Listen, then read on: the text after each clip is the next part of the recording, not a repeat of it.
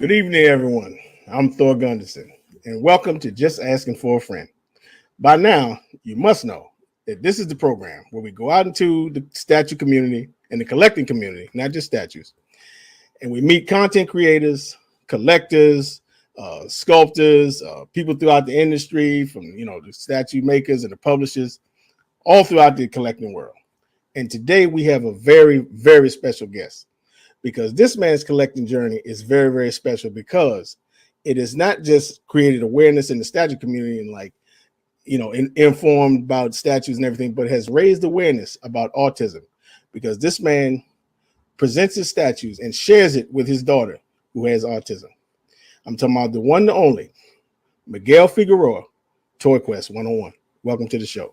Hey man, thank you so much. I'm really excited to finally meet the legend, Thor Gunderson. Man, everybody said that, man. I was like, where to get this? Dude, I'm excited, man. I've watched you for a while. I know we kind of associate with each other here and there. I know I post some of your videos on my group and stuff, and I think what you've been doing lately with these interviews is legendary, man. You got a lot of friends that I know of that I thought I knew completely, and then I've learned some things about them. Same thing with other collectors and stuff, and yeah, it's just nuts that you think you know people and they're like, wow, I didn't know that about that person. And I just, I gotta give you props. And I know I texted you this, when you reached out to me, which I was totally surprised about. But I gotta give you props because this is something cool you're doing for collectors, for the viewers, for the community, for YouTubers, for everybody. And it's different. I think that's what we need right now. And I just think it's really cool what you're doing, man. It's nice to get to know people for who they are and not just the person behind the camera. Man, I swear to God, what you just said, my best friend Rodney interviewed, he told me, I know that man since 1987, and he told me stuff I never knew. I was like, what? What I mean? So yeah, man, it's been fun, man, just to get to know people and the backgrounds and everything, and it's mind blowing, some of this stuff, you know what I mean? Mm-hmm. But I like to start these out, like find out where you from, where you grew up, and then we slowly transition into like how you got into pop culture. Yeah, no problem. So right now I'm currently residing in Jersey, South Jersey. But I've lived many lives and I still do. So growing up, I was bouncing back and forth between here and Puerto Rico. I played baseball a lot, like professionally too. So every winter I would leave the States and go to Puerto Rico to play during the winter. And I would be back and forth, to help my mom out, who was a single mom. Yeah, man, I mean, I spent, kind of a double life, here and there. And it's funny because in Puerto Rico, I lived in a farm on a mountain and stuff, and we didn't really have cable. We only had like 3 channels, and one of them was like, cartoons. So that's how I kind of got into X-Men and Spider-Man and collectibles. The other one was like soap operas, which we try to stay away from, but had to be quiet during those hours because if not, you received the chancla. And the other one was like the Discovery Channel, which was all animals, which is another reason why I'm really big into animals and stuff. But yeah, man, I was into sports all my life. I collected anything I could as far as comic books and stuff. So I didn't really grow up rich and I didn't grow up poor either, but we didn't really have much. So anytime I would get like a figure or like a comic, and it was simple stuff, it wasn't anything like I have now, it meant a lot to me. And throughout my life, I was surprised with things that I didn't think I'd be able to get, that my mom like busted her behind for, and my grandfather, like I still remember the day I got a Sega Genesis. That was like really big. I know for other people it wasn't, but for me it was just like we could never afford that, and they got me one. Same thing with like, I'll never forget the day the X-Men came to Pizza Hut, and I know it's weird, but this story for me, for my mom, it meant a lot. So when the X-Men went to Pizza Hut, my mom bribed me to try pizza. I never liked pizza, and we couldn't really afford things like that, like a cassette, a comic, and a card. That little bundle it came with, that was like a lot back then. So she kind of bribed me. She's like, hey, if you try pizza, I'll get you that. And I was like, all right. And I remember her crying because I just kept eating pizza. It was so good. I never forget that I still got it. The cassette, the card. And I remember the card had Black Panther, Professor X, and I think it was a Fantastic Four on it. And then I got the Night of the Sentinels 1. And then the comic book was Black Panther and the Thing from Fantastic Four. And I still have it to this day. But stuff like that was real special to me because, again, I could never go to Comic Cons. It was just something I looked at on TV and heard of. All those big toys that everybody got, the Star Wars stuff, the X-Men jets, all that. Couldn't really afford it. So for me to go and my mom get me something like that was really cool. But yeah, man, I just grew up. My mom was a single mom. I had my brother came into our lives a little bit later. My dad, I didn't really have the best of relationships with. Me too. And later on now in life, we kind of have a decent relationship. I guess once you get older, you get over that stuff, right? But yeah, my biggest influence was my mom and my grandfather. Those are the ones who really kind of took care of me growing up. But I lived a simple life. I was a farm boy in the mountains in Puerto Rico, and here I was just helping my mom, who was a single mom. I was always outside, no YouTube or nothing like that. I was always running around with my boys. I still got the same boys as before, but again, I was into sports. So like, when I was in high school, I was in 3 baseball teams. Like, wow, I didn't have time to really do stupid stuff or anything like that. But that's pretty much it. Me growing up and stuff. So, okay, so a couple things. I didn't get into the DNA of baseball until I grew up in Washington D.C. until we got a baseball team, and because before we got a team, I used to be a Mariners fan. Like Edgar Martinez, him and King Griffey. It was my dude. Yeah, Griffey, man. Yeah, Griffey, man. He used to do the Spider-Man thing on the wall, like that was my guy. But then we got a team, and like I didn't get what I'm trying to say is, what position did you play? Because I didn't get into farm systems, and then they go to Latin America, because when they got Juan Soto, I was like, man, where this dude came from? He's like, yeah, I went down to the the Dominican leagues and everything. We got this guy. I was so like I started paying attention to stuff like that once they got him. You know what I mean? So like, what was it like? Were you like in the minors, or what was that? Yeah, so I actually made it all the way up to AA, which is the minors. It's right under AAA. Oh, wow. And then that's right under MLB. So it's different here than what Americanized baseball here, or the way you get brought up in baseball is a lot different than Puerto Rico. So here, I could be playing third base and then they'll switch me to pitcher, and they'll switch me, like they'll do all that during little league, farm league, whatever. In Puerto Rico, and I was playing, your position is your position. So you're a pitcher, you pitch that day. If not, the next couple of days you're out. Like they don't switch around positions because they want you to excel at that position. Number one.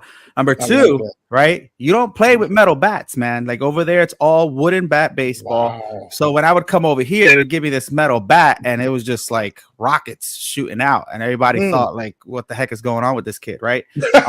And then the other thing is, and now the baseball bats are even different, but now the other thing is too, is that over there we played Coliseum ball. So every Coliseum out there, or every stadium, but it's called Coliseum ball, is the length of a major league baseball park. So already growing up, and that happens a lot with Latino players. Not only do they get the privilege to play all year round because of the weather, right? But they're brought up strategically and in that position that they're dedicated to. They're brought up already getting used to the wooden bat that they have in the major leagues, and they're already getting used to the big field that you're eventually going to play on.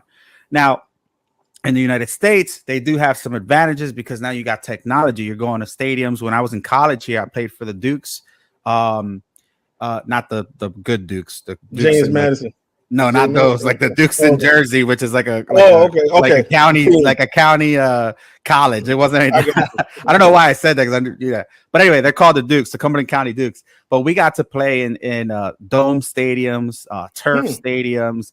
I remember having the privilege to going to a training facility that had a projector as a pitching machine, and you get to pick what player you wanted to bat against. And I remember my idiot self was like, I want Randy Johnson. And at that time, I don't know if you remember, Randy Johnson blew up this pigeon, and I'm like, I could hit his fastball, And the thing is, the machine was so accurate to what pitch and stuff. Like if the guy had a knuckleball, he had a knuckleball. You had Roger Clemens up there. You had Nolan Ryan. Anybody. Wow. But me, I wanted to hit against the big unit. First off, when he came on that screen, he took the entire projector, and that right there was just like, what the heck? 6'10" people. Oh, for real.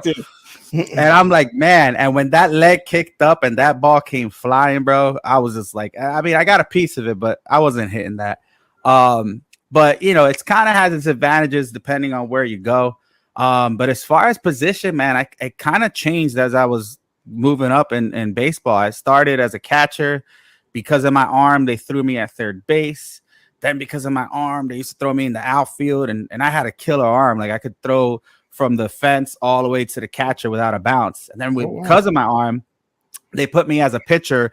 Although I wasn't the best pitcher, is my speed and my accuracy. Like I didn't really have any any crazy pitches like a curve, knuckle, or slide or anything like that. I had a weak curveball, a good fastball, good changeup, a decent split finger. That was it. And yeah, man, like baseball was my first love, man. Like I still go to baseball games out here in Philadelphia, and I get sentimental going because it's like a love-hate thing. You know what I mean? Like that could have been me, or you know what I mean?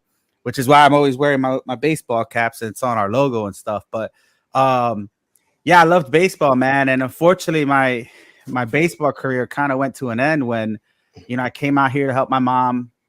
She was going through some stuff. I got my first job at like a Harbor Freight, which is like a Home Depot of sorts. And I was picking up compressors, and I tore a ligament. And, I never got operated on because, again, we couldn't afford anything like that. And then when I went to college, I got scouted by the Detroit Tigers. The guy's name was Lou Camilli. And I got the letter and everything until they did my health assessment. And then obviously I couldn't do anything. But that's really, the love of baseball for me is I love every baseball movie. Sandlot's my favorite movie. Really? But yeah, man, I grew up with the whole baseball thing. And, that's kind of like one of my my loves, my first loves, aside from comics and stuff. But yeah, that was it. Yeah, I'm the same way with football, mostly because of my mother. My mother is a huge football fan, and a lot of my best memories with football. I mean, okay, all right. So, but the pizza thing made me think about something. Now, I grew up. My mother was a single mother too. But I think the Christmas when I got Nintendo, she was dating this guy, and he worked for Popeyes. And every day he would bring, like, instead of throwing the chicken out, he would just bring a bag of chicken home. And for a month, we ate. And to this day, I cannot stand Popeyes chicken because we ate this chicken for a month. I know. And so it's like now I'm like I can't even. The smell makes me sick. Yeah, you know what I mean? That's how much Popeyes we ate that year. And that was 1987. So it's to this day. So yeah, I know you're a big comic guy because I remember watching one show or cast or something. You pulled the Hulk 181 out. I was like, damn, with the slab and everything. I said, damn, this man just pulled out the 181 on us and everything. So tell us like how like your initial introduction in the comics. Like, was it just because usually I find everybody's first it was like they go to 7-Eleven and they got the wire rack and everybody just hit that and the next it just goes from there. Yeah. So for me it was in Puerto Rico. It was X-Men the animated series. That was it. And in Puerto Rico, like I said, we didn't have much. I lived on a farm. We didn't have cable. So I'm big fan of wrestling, so I was always introduced to these like superheroes, whether they were wrestlers or whether they were in the comics. And I think for a lot of people in the comic book community, they use comics as a way out. You know what I mean? Out of reality, whether you're in a bad situation, whether you're in like a weird situation. I never really had a bad situation, but I was a troubled kid. You know what I mean? I got into fights and stuff. And because I was bouncing back and forth from Puerto Rico, and even though I was born in Puerto Rico, I was the gringo when I went out there. And then over here, I was the spick. So it was kind of like, what am I? I didn't, what am I? Right. So the the comics really, just took me to a world where, and as a kid, and I still do now, I have this crazy imagination where, I would think of myself as like Peter Parker, or think of myself as, Wolverine was my guy. I always loved his attitude. I kind of had that attitude in school where, I didn't pick a fight, but I always welcomed one. You know what I mean? I hated bullies. To this day, I still hate bullies. I help out with bully campaigns and where I work now, doing jujitsu and stuff. And yeah, man, that was just my thing. So, then as I got older, obviously I started working, and, Comic-Cons was a thing. I could never afford to go to Comic-Cons. I remember working I'll tell you two stories. I was working a commission job, and I remember I was saving my commission as I was helping my mom out. And I remember getting my first statue through my coworker's husband, who had a business account with Sideshow Collectibles. And I still have the statues to this day. It's the Thing premium format, which still holds up to these statues out here. But that was my first statue. And I remember saving money and get it to him, and then getting the box. I'll never forget it. And that was my first kind of like statue versus figure or comic or anything like that. Now that Hawk 181, that has a big story. There's a big comic book store here, and I would go to it all the time in window shop. And I remember he had it behind him, and the guy saw me there all the time. I had a good relationship with him. I still do. And I was like, man, how much do you want that for? Isn't that the first appearance of Wolverine? He's like, yeah, it's a little messed up, but and I can't remember how much I bought it for. Maybe $300 or $600. I can't remember. I think it was more. I think it was like $300, but it wasn't graded or anything like that. And I remember saving up every penny, and I went over there and I bought it. He gave it to me, and he gave me the one before that and the one after that for free. Oh, wow. So a couple years later go on, and I'm like, man, I really want to go to a Comic-Con. So we go I find out Stan Lee, another one of my heroes, is at New York Comic-Con. And I'm like, man, I gotta get this autograph by Stan Lee. This would be crazy. Herb Trimpe's there. Everybody who made that comic book was there and was still alive. And my first Comic-Con ever. So I went. Actually, it was my second Comic. I went to a Comic-Con in Puerto Rico, but this was my first like legit Comic-Con. And I remember going with two of my boys. I remember going with my brother. And I'm not the type of person to get nervous. I'm not the type of person, but I was nervous because I was going to meet Stan Lee. I know what you mean. My first interaction with Stan Lee was a nightmare. And it kind of broke my heart. So I'll tell you how it went. So I had the pass to go see Stan Lee to get these comic book autographs. And I'm sure the way everybody knows, and I didn't know this going to a Comic-Con because I never experienced one. I never saw how it worked out. I'm thinking I'm going to get to see the man himself, talk to him, shake his hand, give him the comic book, spend 5 minutes with him. But no, it wasn't like that. It's like a cattle call. They're yelling, next 5. How many are your group? We go in there. It's 5 of us. And the handler, who now is in big trouble because of Stan Lee, was there. Snatched up my comic books. And I remember Stanley being behind like 3 tables, and the tables were kind of off. And he slid my 181 right across. Oh, God. And it hit the ledge, and it got bent. Now, it wasn't a perfect copy, but that certainly didn't help. No. And I remember everybody in the room gasped, right? And I remember just being in shock. I never forget. I've never been in a situation where I was just frozen. I was literally frozen, out of body experience. And my brother knows how I am. So he kind of just like elbowed me, and I still didn't wake up out of it. And my buddies were just like, uh-oh, it's about to go down. And the handler was like, hey, how big of a fan are you of Wolverine? And I kind of just looked at him, and he's like, when's the first appearance of Wolverine? Because it's not this one. And I gave him the other comic book. I was like, it's this one. He's like, oh, all right, cool. But he did it to break ice because he messed up. So now, as the room gasped, Stan Lee started signing in one spot. He looked up, forgot where he was signing, and started signing somewhere else. Oh, wow. So, and obviously he was older. So now we're out of the line. It literally happened within less than a minute. We're out of the line. And my brother goes up to me and goes, yo, are you okay? Are you okay? And I remember just like taking a huge, like I must have been holding my breath the whole time. And I was just like, And I started cursing, and I was like, what the heck? And my boys were like, yo, I thought you were going to snatch that guy up, blah, blah, blah. So then I finally calmed down.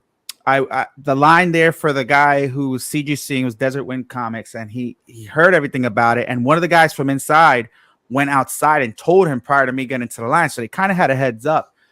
He was nice enough to get one of the artists that was going to sign over the part where Stan Lee started, and then they graded it. But that was like the worst experience. Like, you're meeting my hero, you're getting this comic book signed, whatever. I got the comic books back. It was a 5.5, but it's signed by everybody. And eventually I went and got a VIP thing, and I still got his picture right there.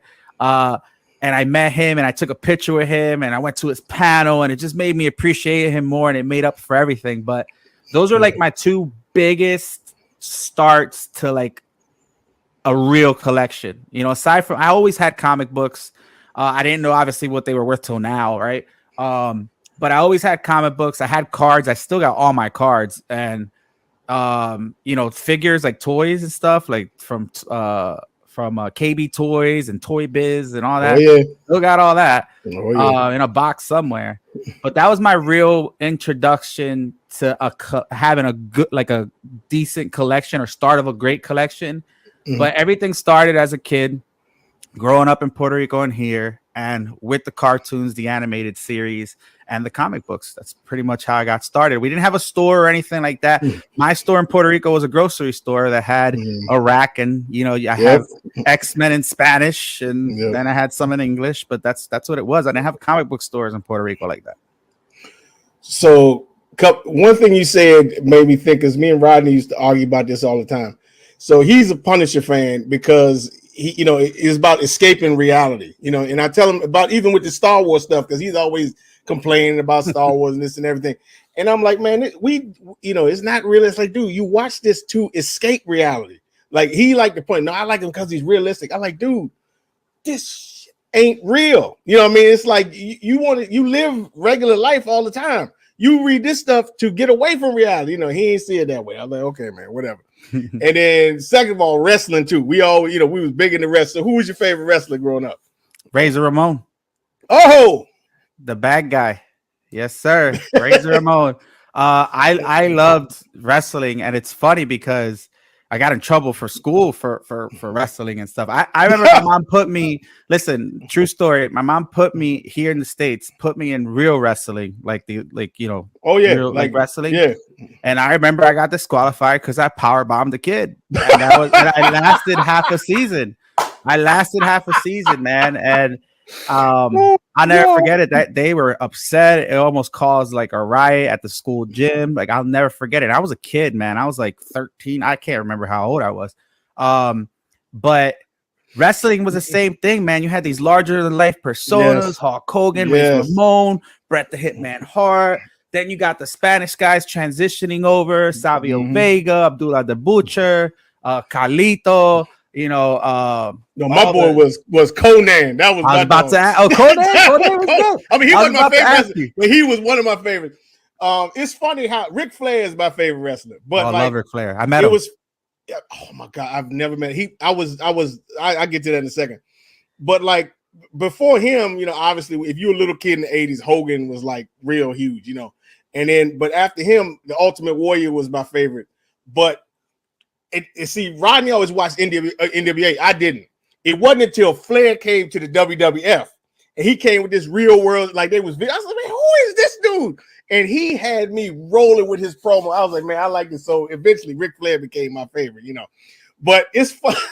It's funny, man. You thought you was in the steel cage and put the power bomb on it.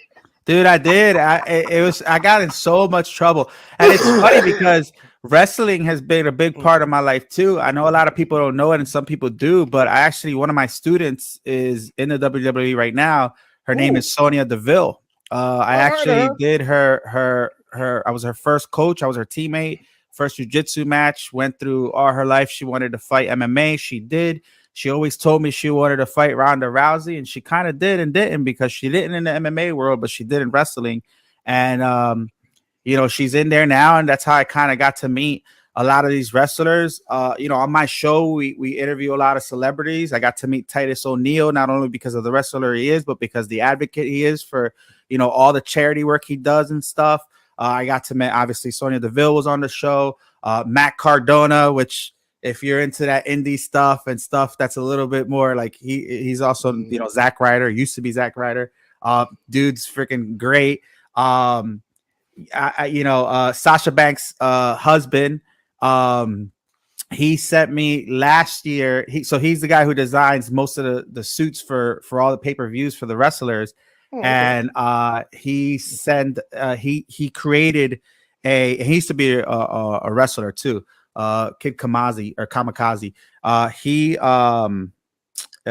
created a shoe with Diadora for Autism Awareness Month and send us one for us to review. And I'm still friends with him to this day. So wrestling has been a big part of my life. I mean, it's not the same, obviously, as it was. I was going to ask you if you still watch it. No, I off and on, but not. Yeah, I try to tune in now. I'll go to an event all day, but I try to watch it as much as I can. But I can't get into it like it was before.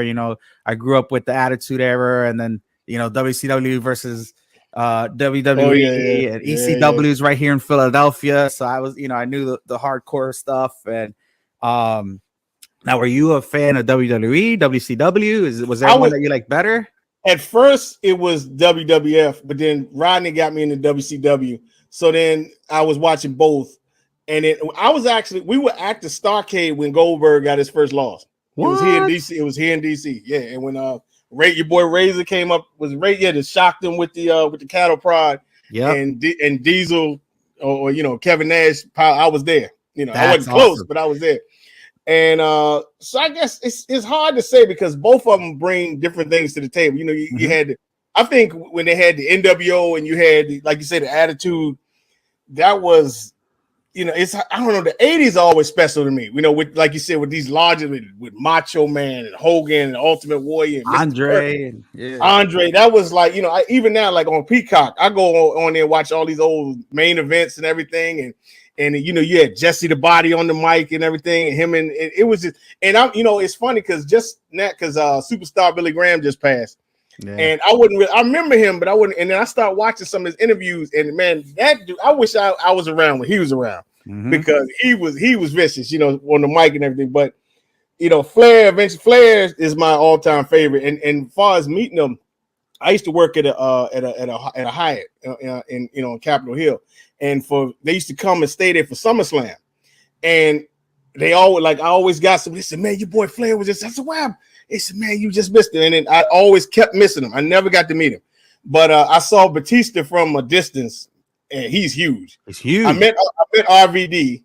Nice. I saw Carlito. I didn't meet him. I saw Hogan from a distance, and I saw we call RKO. Randy Orton. Cena, they said he was around this. Cena is exaggeratedly big. He looks fake. Yeah, I mean, you can on TV, you can tell he's huge, Maybe not now, but back in the day. Right. So, I mean, I met a few, but not many, but I never got to meet Ric Flair. And that's one of, I met one of my icons. I met James Earl Jones, but I never met, did you really? Oh my God, bro. That was I literally was in tears. Really? You know what I mean? Because from 4 years old, Darth Vader been my hero. Like everybody else, like Spider-Man and Wolverine. Did he talk to you, dude? It was, oh my God, yo! I would freak out if he just talked to me. I would be like, no, check this out. His voice is so majestic, man. Check this out. So it was Obama's first. I was working at the hotel. It was Obama's first inauguration, right? And it was busy. I mean, inauguration is always busy. So because I was a cook, And so everybody knew about me and Darth Vader. So the two meeting planners came, and it was in the morning. They said, "Look, you got to come with us right now." I said, "What's wrong with this? We busy. Put that stuff down and come." They said, "Put it down right now." I said, okay. So I went with them, and they told the people, "He'll be back." And so we went down to this meeting room, and there was people in there and everything. And then one of them, it was two of them. One of them said, "Make sure he stay here," and the other one goes over to it was a chair, and it was a man sitting in a chair, and and she whispers to him, she's pointing over, and he stood up, he's facing away from her. As soon as he stood up, my heart started beating. I was like, Wait, did you know he was there, or they were surprising you? No, they surprised. He turned around. It was Jet. I said, "Oh my God!" And he said, "Today will be a day long remembered. It's the end of Kano." Dude, I was like, "Oh my God!" Like literally, they had to hold me up. They and I told them, I said, "What you gave me today, it's no amount of money I got to replace it." Absolutely, you know what I mean. And that's something. Till I go in the dirt, I will never forget. Core memory right there. Oh my God, and that's epic, dude. That's legendary, man. Like you meet these, like meeting people is one thing, but when you meet that A-lister, your legend, guy, your guy, you know what I mean? It's just like, it's crazy. Because it was so serious when I saw Jet, because I always, when I was 4 and saw Empire, I'm in here cheering for Vader, and people looking at my mother like, what's wrong with this little boy? You know what I mean? And then for Jedi, my mother took us after Sunday school one day, and we all had our church clothes and stuff on. And after it was up with, and he died, man, I sat on a curve outside the movie theater and cried for 30 minutes. Oh man. And I just kept saying, he's dead. My mother had to sit on the curb with me. It's okay. And people like, what's wrong with him? He's like, he loves Darth Vader. It's like, oh. Oh man. Listen, he's an iconic actor for so many movies. He was in a lot too, Yeah, he sure was. He sure was. He's so many Conan and The Lion King. The Lion King. Yeah. It ain't no joke. Even Rodney movie, The Best of the Best. He was in that. Yes, and but anywho, that's so awesome. before we slide too far off the rails, so just getting into the statue, because we got to get to your channel and you. We'll get to that next, and you and your daughter doing the videos, but like the statues and stuff. So where to go after you got the thing premium format? So from there, I got introduced to Sideshow and the statues and the higher end collectibles. And like I said, I was working, right, and I was making money, and I was always good at helping save money and paying my bills and putting money to the side for things that I liked. Now I didn't go crazy. To this day, I still don't go crazy, which we'll talk about later, because a lot of people think that I have all this money and I don't. But yeah, man, I would just be very selective. I remember my girlfriend got me Spawn versus Batman, a statue. Oh, yes. Oh, the statue. Okay, I still have it. It's the Batman versus statue, and they're kind of wrapping around each other, and their capes are wrapping around each other. And I remember, man, we were in an apartment, and I put it up on there, and we were on the second floor, and somebody walked too hard and it fell and it broke, and I immediately went and bought another one because it meant so much to me that she got it for me. That was my second statue. And then I just kept going from there. I started exploring new companies, nothing like now. Sideshow, Kotobukiya were my main two. I didn't know anybody else after that. And then I started getting a little bit more into comic books and posters and stuff. And as I grew up and got my house, I started collecting more, and and then it just fast forwards to today. And I had a lot of things, but not as much, obviously, as I have now. So, somebody asked me the other day, what's your favorite part, when you go downstairs and look at your collection? And for me, it's not a piece. It's just remembering where you came from. You know what I mean? Like, I never had all this. I dreamed of things like this before. So it's not the statue. It's not a specific collectible. It's just me coming down here, taking that deep breath and being like, man, I remember where I came from. You know what I mean? Lord.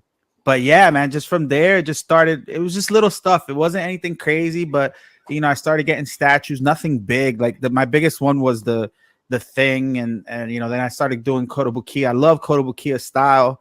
I was a little bit more jagged and stuff. I still got them. I still got the Wolverine from Kotobukiya. I still got the Spider-Man and Venom. It's real jagged, dark style. Not like it is now today. I like that Magneto too, the Sosa one. Yeah, that was tight too. So that's kind of how it got to where it's at now. And yeah, it's crazy. So okay, now into the channel. Like, when did you decide you wanted to do a YouTube channel on? What was the thinking on that? Perfect segue, because obviously, so I was talking about how I got into my collection, and now I got my house, and at the time I was doing the basement. I was remodeling the basement, and I was planning to have a man cave. Right, that was my Of goal. course, So everybody. as I was doing my man cave, obviously, now I'm with my girlfriend, my daughter. My daughter was born with autism. Love her to death. She's just so special. And something we always bonded over was comic books and stuff. And she would watch Sideshow Collectibles with me when they would had their events online. They had Spooktacular, they had all that stuff. And I remember we were watching Terry Smith, who I'm good friends with, love to do to death. Because of him and because of Sideshow is kind of how this all went down. She was laying with me downstairs, and she was on her iPad. We were watching it, and he was, I forgot what show he had at the time, but it was him, and he was, I think he was posing a figure or something. And this was in wasn't that long ago. It was 2016, around there. And I said, hey, you should do your own YouTube channel. And she got like real upset, and she shut the tablet. It had like this case on. She shut it off. And I kind of like stood up because we were both laying down, and I was like, what's wrong? And in my mind, I'm thinking, man, she got bullied in school. Somebody told her it was whack. Somebody told her comics was whack. Immediately went into bullying or something. And when she answered me, she said, I can't. I was like, why can't you? She's like, because I had autism. So when she said that, it really broke my heart. Like, because not only was that was like the last thing that I expected to come out of her mouth, but was because she kind of understood she had it and what it was. And I guess maybe she had some questions about it, and it wasn't really something we ever really talked about and stuff. But because it broke my heart, man, like it would keep me up at night. And while I was doing the basement, I said, you know what? I'm gonna go to the store. I'm gonna get some blind bags, right? I'm gonna set up a table. One of these walls were done. I think it was the Iron Man wall, and we're just gonna film a show just so I could show her that she could do whatever she puts her mind to, no matter what, And I remember, getting the iPhones. We had iPhones, and it was like, if you look at our videos when we started, it was very low budget. And I remember doing the show, man, and it's just like she started. So like growing up with autism was hard because she couldn't complete her sentences where it was normal. Like it was always something wrong with it, or her pronunciation. She was shy. There's just different things. And autism is such a big spectrum that it's different for everybody. Now, my daughter is on the lower end of the spectrum. And I remember when we first did our first show, she just like out of nowhere just was like talking more, smiling, laughing, like you could tell she was purposely trying to pronounce everything she could the best way she can, like doing things that we grew up with struggling with, and trying to help her and teach her. And my mom's a teacher, my girlfriend's a teacher, so we did everything we could to help her and give her whatever she needed to really just like succeed, right? So when we did that first show and we ended it, bro, like me and her mom kind of looked at each other like, what the hell just happened, man? And we were so proud of her. I'll never forget that day, man. I got goosebumps right now. Welcome to Toyquest. My name is Ileana. This is my father, Miguel, and we want to thank you guys for watching our show. And on today's Toyquest, we will be looking at Zoos and Marvels. That's right. We are doing Zooms. And as you can see, we are in the Marvel Man Cave. So the Zoom edition for today will be Marvel Comics. Right now. And it was just like, we turned on a light switch. It was crazy, man. Like I know, the people listening, they might not think, whatever, but it meant so much to us. And if you knew the struggle and the worry, when we had her, I was like 20 years old, 21 years old.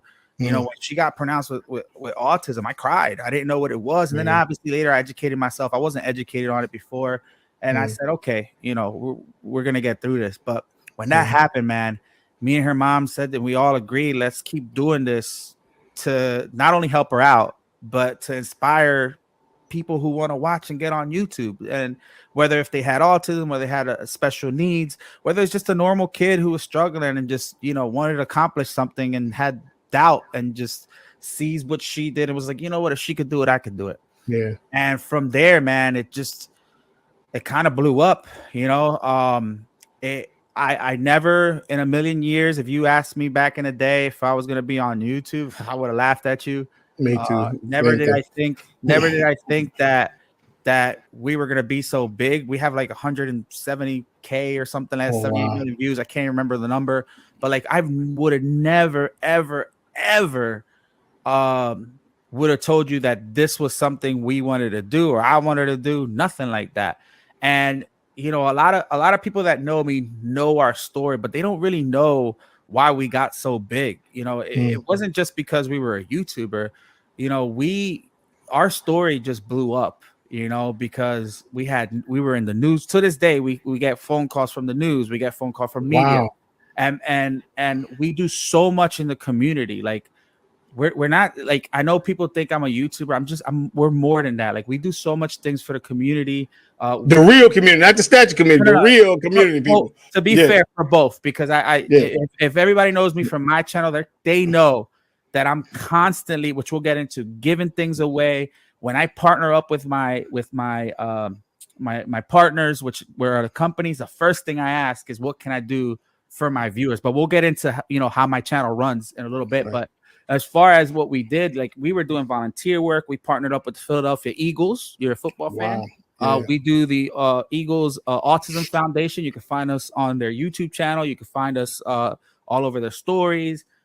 We've done so much, and it's funny because people is like, well, how if we don't see that? And it's funny because if you look at my channel, I used to post a lot of things that we used to do until one day I went to Philadelphia to feed the homeless, and I was recording, and I said to myself, man, if I was that person that needed food, I took it from this guy and I got this camera in my hand, that really making me feel like shit. You know what I mean? So ever since then, and you learn from your mistakes, because that was a mistake, you know. That was a mistake. And although I wanted people to see, it's like, why? Who cares what people think? I know me and my daughter are doing things and we're doing it for the right things. We've done so much in the community as humanitarians, as volunteerism, as charity work, that we actually got an award. It's the Points of Light Award that came from the White House, that was created from George W. Bush Sr. We have a specific number dedicated to that, and that's how much stuff we do. To this day, we do things. We do toy drives.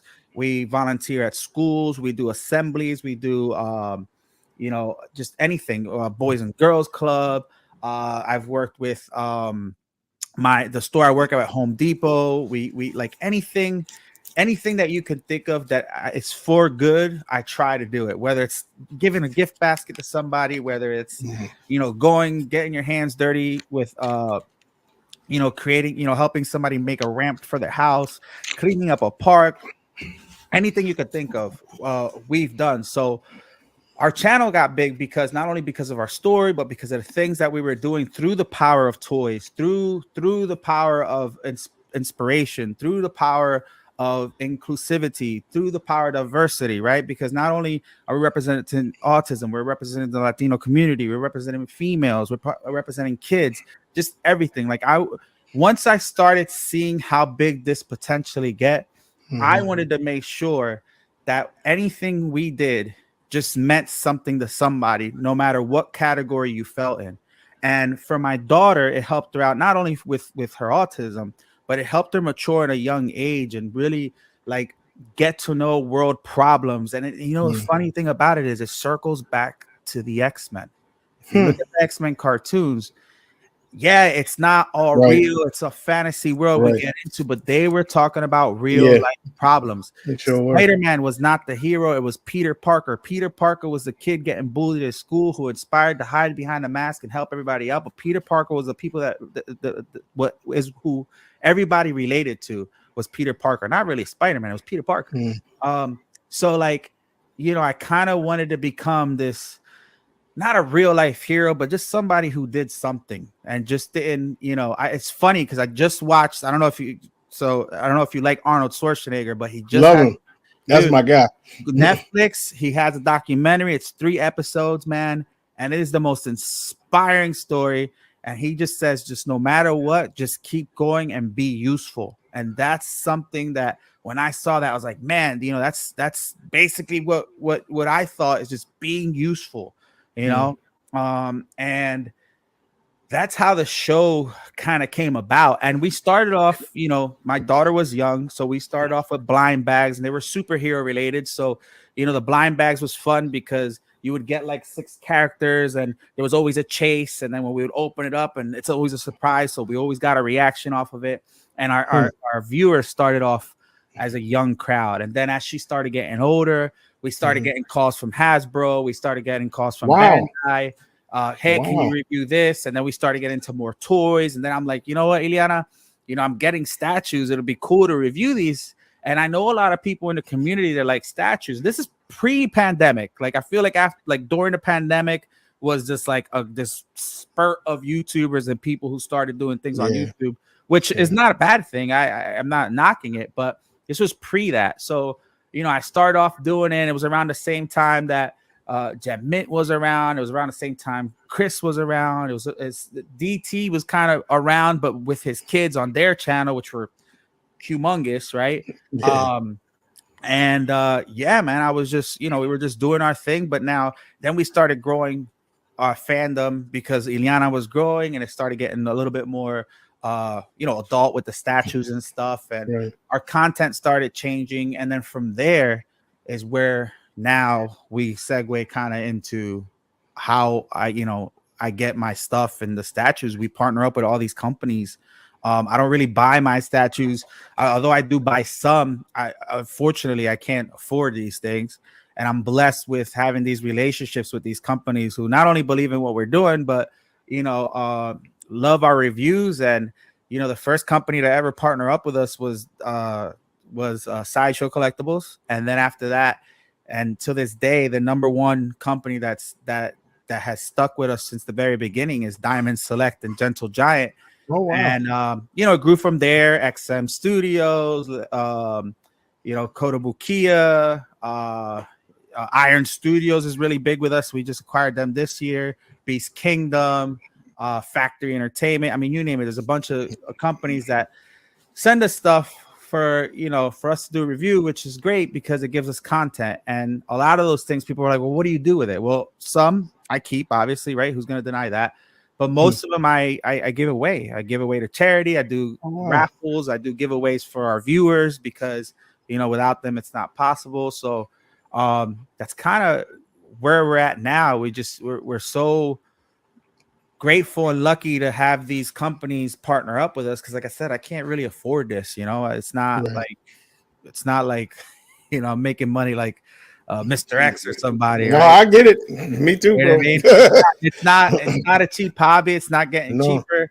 But if it wasn't for them, I really wouldn't know where our channel would be, honestly. But that's kind of I know that was a long rant, but that's kind of where I'm at. If that makes sense. So, but yeah, man, it's honestly, it's been a blessing, and I try my best just to get along with everybody and try to help whoever I can in the community, whether they want me on a show, whether they need help with something, advice, or just anything. I just try my best to just have that open door policy, if that makes sense.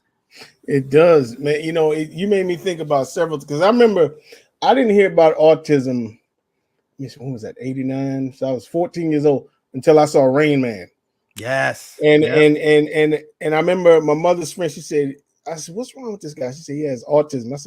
I thought she said autism. I said, "Autism?" She said, "No, autism." And then she explained. I said, "Oh, okay." And then that's when I was. And then what you said about your daughter, about when she said, "I can't do this because I have autism." And I remember when I was a kid, like my whole life, I've been overweight. My mother, I used to get teased all the time in school, and I'd come home crying. My mother said, "What's wrong?" I said, "They don't like me," and all of that. She said, "If you keep being you, she said, people will love you." Absolutely. And she was right, Yes, and so that made me think about that. And so here's a question: is you talked earlier about your relationship with your father? Like, how did that relationship and the experiences of it impact your choices now for you as a father? Because I know it made me. I don't have kids, but it definitely changed my. Me, same thing. That's a deep question, and it's a Yeah. good question. So, so we left Puerto Rico because my mom was in a very abusive relationship with my father, who was an alcoholic. And I ended up even having an older brother I didn't know about. And then later on, we had a couple siblings that were younger than me that I didn't know about either. Same thing. While he was with my mom, there was an older brother of mine who has the same name and everything. All three of us had the same name, which is crazy. Wow. And I remember, man, when I was a kid in Puerto Rico, and I would go back and forth, he would say that he would come pick me up, and I used to be that kid who would sit in the front for hours waiting for my dad to pick me up, and he never showed up, man. And I remember I said to myself, I'm never gonna forgive him for this. And it wasn't until I got older that I started understanding things, and I kind of looked at it as when I used to look at it when I was young, I used to hate him, man. I used to hate him, man. And I remember my brother, man, he ended up going to school with me in Puerto Rico. And this dude's 6 foot something. My dad's really big. He's 6 foot like 3. My brother's 6'3", probably both of them reaching 300 pounds. And I remember, I'm short, I'm 5'8", but I always had like, a little fight in me. And I remember in school fighting and my brother trying to help me, but he would be the one in the office crying and I'd be the one pissed off as big as he was. And I didn't really like him either because I had that grudge against him. But when I got older and, ended up going over there and I just tried to understand him more. And I come to find out that the reason why he never made it to pick me up was because on the way he would stop. And in Puerto Rico, they had little stores in each corner that you could just stop, get a drink and go, stop, get a drink and go. He would feel so bad about what happened as a kid that he would drink the sorrow away and couldn't make it to my house. So although I was pissed at him, he felt so guilty that he would just get himself drunk and not make it to me. That wasn't an excuse that I'm giving him, but it kind of was just like, man, so like it hurt him too, but he just didn't know how to deal with it. And now we have a way better relationship. Now I don't talk to him every day, but when I go over there, I visit him, he hugs me, and you could tell by the way he hugs me and says goodbye and stuff that I mean something to him, even though and back in the day it was different. Spanish people are a little bit more macho and like Razor Ramon, right? Machismo. And they're very not in tune with showing their emotions and stuff. So I don't think maybe that's why he never really reached out to me. And here and there he'll send me stupid stuff on WhatsApp, like jokes and stuff, and he keeps in contact. We both love Volkswagens, so my grandfather loved Volkswagens. My grandfather got my mom a Volkswagen. Wait a minute. What's your favorite Volkswagen? Oh, well, I want a bus. I want an old school bus. I have always wanted a Carmen Ghia. Oh my God, dude! Always wanted a Carmen Ghia. I am so surprised. You know what a Carmen Ghia is? Oh, I used to. On the back, that was the best logo on the because the engine's in the back, and they wrote Carmen in print, and then across the end they wrote Ghia in cursive. I said, that is the tightest car I've ever seen in my life. So, dude, oh my God, I'm so happy you said that. So I have a 61 Bug fully hooked up here in my house that I took to the show cars. My grandfather got me a Carmen Ghia. That was my first car. Stop playing. But I was young. I don't have it anymore. It got taken away by the city and stuff. But my God. that is convertible? No, that one wasn't. Oh, okay. That one wasn't. I think it was a 67. It was a white hardtop. But yeah, I always wanted a bus, but I remember my grandfather bought my mom a little blue one and my dad crashed it like the third day. It was the worst thing ever. But yeah, dude. But so because of the relationship that the unfortunate relationship that I had growing up with my father, it I don't regret that happening because it made me the man I am today. Right. When it comes to my kids. Does that make sense? It does. I hope the same thing. Yeah, I suck at explaining things. I'm just trying to, but because of that, it made me, the man I am today. And I just I wanted to make sure that what I didn't have as a kid, that my kids have it. Yeah. Basically. So I'm gonna tell you couple stories about my father. So I've seen my father. I'll be 48 tomorrow, and I've seen my father. well, happy birthday, brother. Thanks, brother. Appreciate it. I'm trying to I think 4 times I've seen my father in 48 years.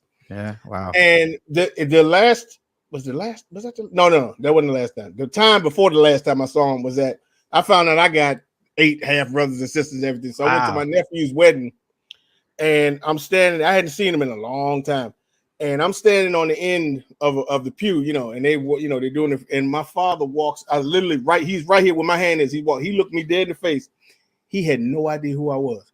Oh. He turned, and he was with he was married and had his 3 kids, my oldest 3 brothers and sisters from his marriage, and he was with his wife. And then I saw him when they got up to the front, and she whispered in his head, that's your son. You could tell us what he stood straight up like this and turned around slow and looked me dead in my face. The minute it was over, he ran over, hey boy, and whatever. I said, I hugged him. I said, yeah, whatever, man.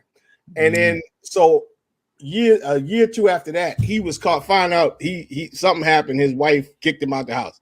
So they live in Florida. He wanted to come up here to DC because he had several of my sisters and stuff live here. And so he was calling me off the hook. I never answered the phone. One time he got me for, boy, I've been calling you. I said, man, you got no right to talk to me like this. What are you talking about your father? And I said, I'm gonna ask you 3 questions. I said, if you answer one of them right, you can cuss me out all you want to. And he got quiet. I said, where did I go to high school? Nothing. I said, what's my birthday? Nothing. I said, what's my favorite movie? Nothing. I said, have a nice day. And I hung up.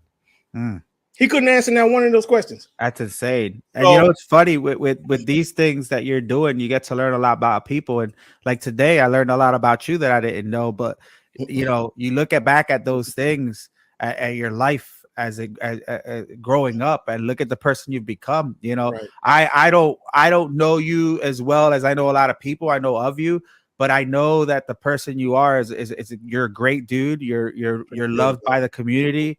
I've heard nothing but great things about you. I've watched their shows. What you're doing now is great. And, that right there just shows me where this all came from. And, it's good. It's good to finally obviously talk to you, meet you, but to learn more about you, man. I think it's awesome, dude. Yeah. I gotta say that, just like you said, that is, I figured out that's what I didn't want to be, right? With him and everything. And my mom's she's not hurt, she's fine, but some of his other, I found, some of his other baby mamas, they still, got feelings for this dude or whatever. Yeah. And it's just, I never wanted to be that and have all these kids everywhere and all that crap, so anyway, but we about to run out of time, man. But I gotta tell you, I gotta say, is listening to your story is definitely one of the most amazing stories I've heard, since I've been doing this. And I gotta say, God bless you, brother, because you are definitely making an impact. And this is what I meant to say about companies giving you statues and stuff. I say feel no guilt, no nothing, because you get what you give. You give out good, so you get good back. You know what I mean? So that's a small token for the awareness that you're raising and the good you do in the community. Like you say, feeding people and everything. Because I used to do that when I was in college, because I went to cooking school, and we go to the out to missionaries and stuff all the time. And to this day, I don't judge people, nothing, be you, whatever your orientation, your race, your creed, whatever. I just love people. But I've always had this power of, like, I can listen to you for 5 minutes and tell if you're full of crap or not. I don't know why. I've just always had that. And I just love people, man, and a lot of time with open mic, I can look at somebody, I said, this dude would be good on, and everything. So I don't know what it is, but Anyway, man, before we do run out of time, I want you to please let these people know where they can find you, the Facebook group, your channel, and all that stuff. Yeah, sure. But before I do that, man, I really want to thank you for having me on. I don't think I'm the most interesting person in the world, and I you truly lying to me. listen, I truly admire what you're doing for a lot of collectors out there. And like I said, I've watched a lot of them. You had my friends on there. You had Dennis on there. That's part of Toyquest. Oh yeah, Dennis, great dude. Man. Mario's my boy. A lot of people there that I just think it's cool. Danny Lee just came out, so. I gotta come on with y'all one night. Oh, dude, listen, like I said, I always have an open door policy. That's for you or anybody in your crew. Okay. I don't care. I'm just doing it for fun. Me too. Same thing. It's not for clicks, it's for kicks. And that's quoting the great Terry Smith. But yeah, man. So everybody can find me under Toyquest 101 on anything, whether it's Twitter, whether it's TikTok, whether it's obviously our YouTube, Facebook, Instagram. We do shows almost every week. Dennis, the Puerto Rico statue collector, does Toyquest 101 unboxed, and he does stuff from his end. And we have a live show every Friday, 8:30 p.m. Eastern Standard Time, called Collectors Assemble. We try to do things a little different. I brought on companies, I brought on celebrities. I want people to engage and learn about. I'm trying to bridge gaps, basically, is what I'm doing. I'm trying to do things differently because we all kind of talk about the same thing. So I'm trying to do different things like that. And like I just recently had Way's Studio on. He's from China. There was a translator and everything, and people just he revealed something really big. So I just want to bridge the gap, in the community a little bit more, and hopefully it's been working. I've been getting a lot of feedback. But yeah, we have a Facebook group called Collectors Assemble Live. If you're a YouTuber or anybody out there, you're more than welcome to be on there, whether you're trying to look for information, whether you're trying to use our links, whether you're trying to get our discounts, or if you just want to show off your channel, by all means, it's open to anybody. I'm not the type of person for you not to market your show on my Facebook group, just because, I never really had help starting this out. And if I could help anybody and, it's just a matter of introducing them to my world, I'm all about that. And, I'm big on new collectors out there because it reminds me of when I started, and a lot of them are really freaking good. And I'm very hopeful for their future. So if you're a YouTuber out there, like we put your episodes on there all the time.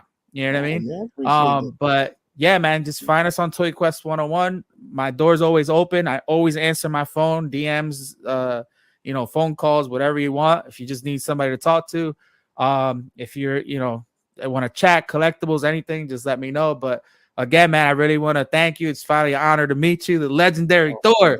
So I appreciate it, man. Well, I thank you, brother, for coming on, man. And it's definitely been a pleasure. This definitely been one of the best, because we relate on a lot of things, and everything. I can see we could keep going for 3 hours. For real, yeah. You got a lot of things I like, so I'm like, we might have to, because we just had the cripple on, so we might have to. We're gonna bring him back. We might have to bring you back to and anytime, further, brother. Anytime. So we will thank y'all for watching, and I hope you enjoyed this episode. This one's gonna be hard to top, but we catch y'all next time. Just ask for a friend. See you, everybody.